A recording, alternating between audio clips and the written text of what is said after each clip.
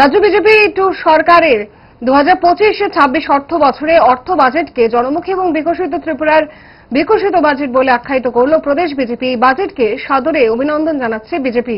পাশাপাশি বিরোধীদের বাজেট প্রতিক্রিয়াকে তুড়ি মেরে নস্যাৎ করে দেওয়া হল গেরুয়া ব্রিগেড থেকে। আগরতলার প্রদেশ বিজেপি দপ্তরে বসে সংবাদ সম্মেলনের আসরে সেই বাজেট নিয়ে সরকারকে দুহাত তুলে সমর্থন, অভিবাদন এবং অভিনন্দন জানাতে দেখা গেল বিজেপি দলকে। দলীয়ভাবে বাজেটের সমর্থনে নানা যুক্তি তুলে ধরতে দেখা গেল সুব্রত চক্রবর্তীকে। অপরদিকে বিরোধীদের তীব্র ভাষায় কটাক্ষ করেন তিনি।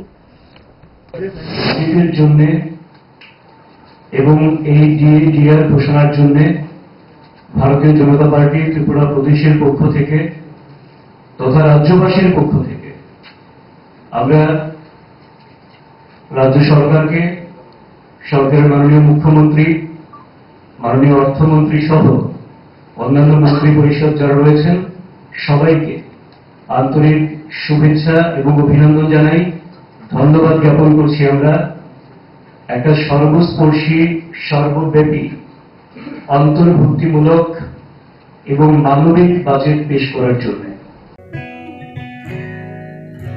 জুড়ে থাকে বাঁধন আপনার চেয়েও আপন, জুড়ে থাকে বাঁধন আপনার চেয়েও আপন।